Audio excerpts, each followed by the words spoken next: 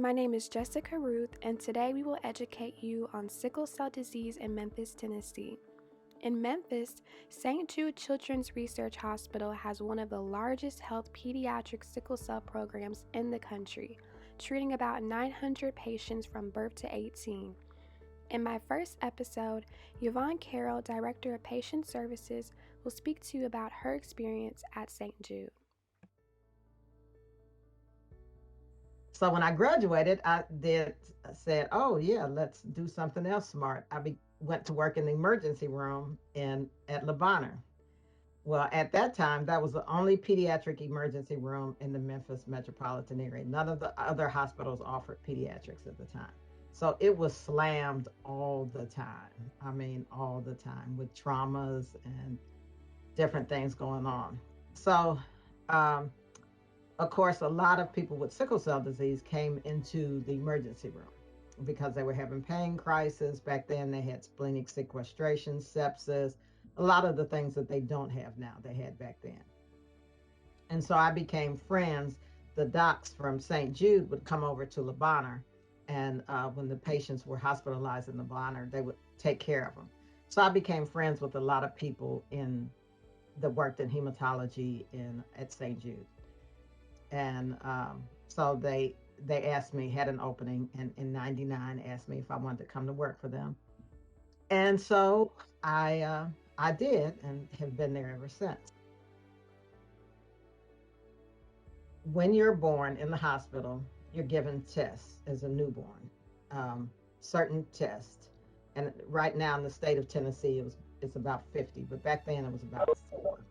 And sickle cell disease was one of the tests. And so what happened is that you get out of the hospital within 24 hours.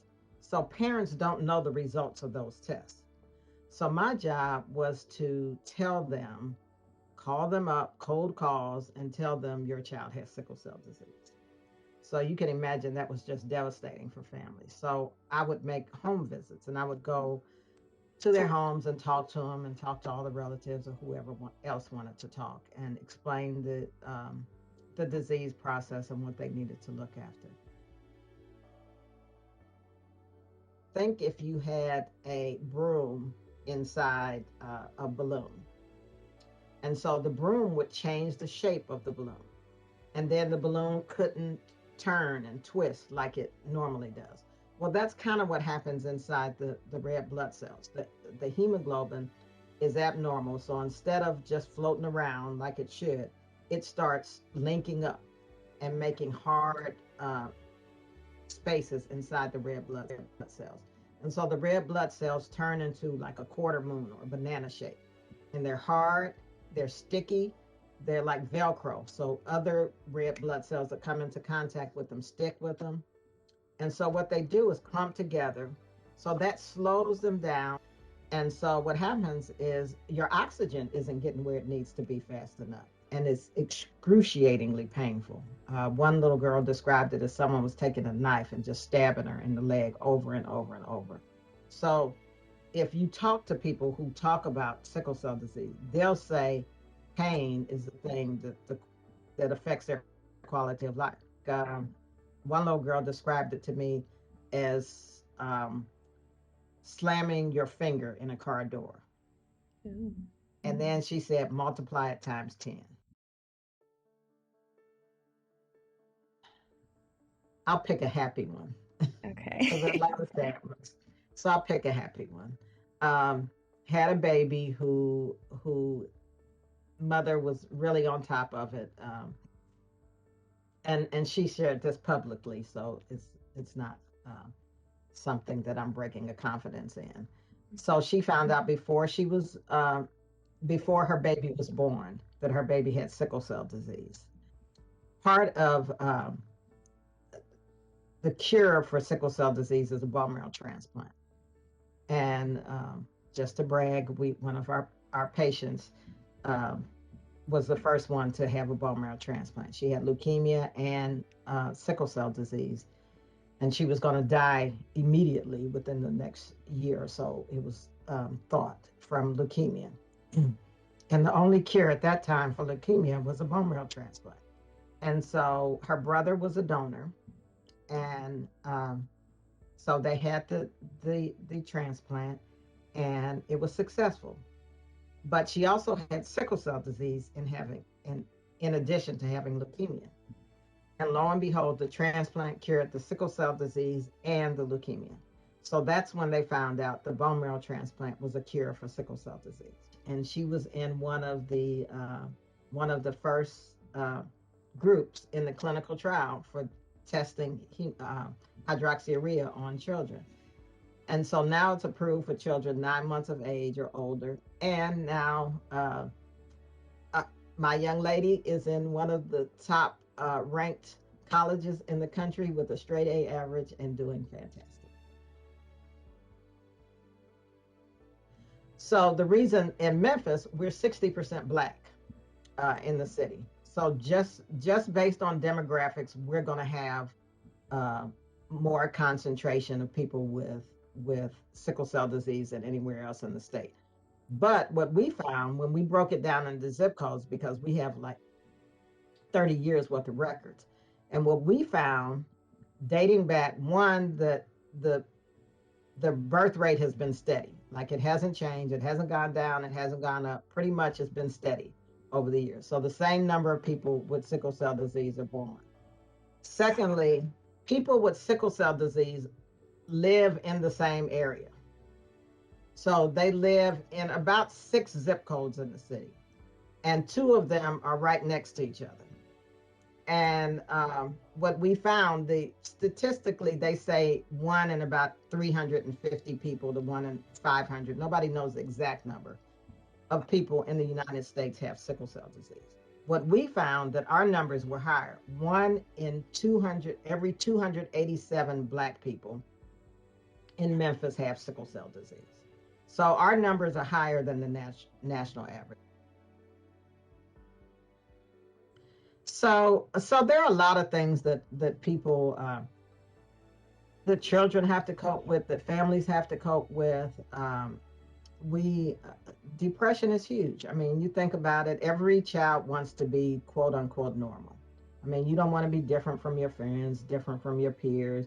You don't want to have to take medicine every day. You don't want to have to be in the hospital, and when you'd rather be out with your friends doing things. So depression is huge, and a lot of times patients miss school, and they miss so much school that they can't move on to the next grade. So you lose your peer group. It's tough.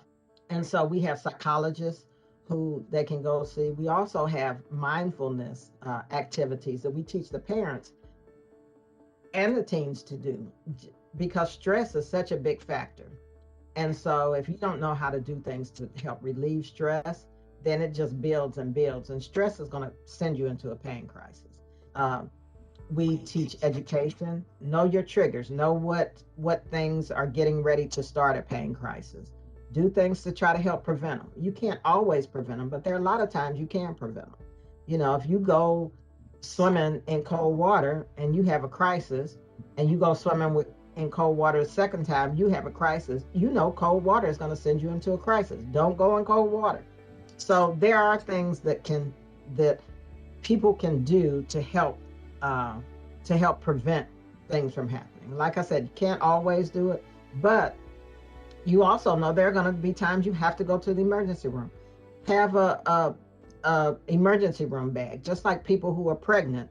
They have a bag to take to the hospital when they have the baby, because they know they're going to have to go to the hospital. So be ready for it. We offer all the treatments that are available for sickle cell disease. There actually have only been, outside of hydroxyurea, three other drugs that just recently have been approved in the last 3 years for sickle cell disease. And so two of those are to help pain, and one of them is to help prevent the cells from sickling. And so we offer all of those to our kids. We used to not have any preventive medicine for was stroke. And so kids as young as 3 years old would have stroke, and they'd have the same symptoms that you think of with an older person. They couldn't, a lot of them lost the ability to walk or to talk, or, I mean, damage to their brain. Some of them, damage their brain. They'll be like at a second grade level for the rest of their lives. So stroke was really, really, really traumatic. And so when I first started, we didn't have anything we didn't know who was going to have a stroke. We knew 1 out of 10 kids would have a stroke, but we didn't know which 1 out of 10. I can't remember the last child that we had with a stroke, because now we give that test to everybody between 2 and 3 years old, and we at certain intervals just to check to see if they're having narrow vessels, and if they do, we put them on chronic transfusions. When I first started, there were a lot of horrible things that happened to babies. Sepsis is where you get an infection in the blood, and basically your body parts would start rotting off. It was horrible. It's horrible, horrible. Um, they would have uh, strokes. They would have, yeah, it was a lot of bad things. I went to a lot of funerals of little babies, and I always wondered, why did coffins have to be so small? It was not, but since that time, we one of the big things against sepsis is, and again, St. Jude was part of a study where we started giving penicillin to children, um, as they were born, under 3 months old. And what happened was found that the children who got penicillin, and this was part of study, so you had a control group. So you had those who didn't get penicillin with sickle cell and those who did get penicillin. And what happened found that those who got penicillin, they didn't die. And their infection rate went down super, super low. The study was so successful that the government stopped it because they thought it was unethical not to have everybody get penicillin. And that's part of why we have newborn screening for sickle cell disease. Because, of course, you have to find out that a baby has sickle cell disease at birth in order to get them on penicillin by a couple months of age. Before that time, a lot of people didn't know. They were adults, and they would just been having this horrible pain all their life and didn't know they had sickle cell disease. And so this way now all 50 states test for sickle cell disease. And so going from where the average lifespan was 20 years old for someone with sickle cell disease. And think about that. You growing up knowing that 20 is the average. Now that means some were older, but some, died younger. But you had 20 in your mind. And so now with the advent of penicillin and pneumococcal immunizations, the average is the mid 40 to 50, which is still not the lifespan. It's 20 years less, the 20 to 30 years less than the normal lifespan, but it's double what it was. So that's probably my most rewarding. Looking back and saying, man, we made a difference. So Thank you guys for tuning in. This concludes episode 1 of my sickle cell series. Stay tuned on my YouTube channel for more episodes.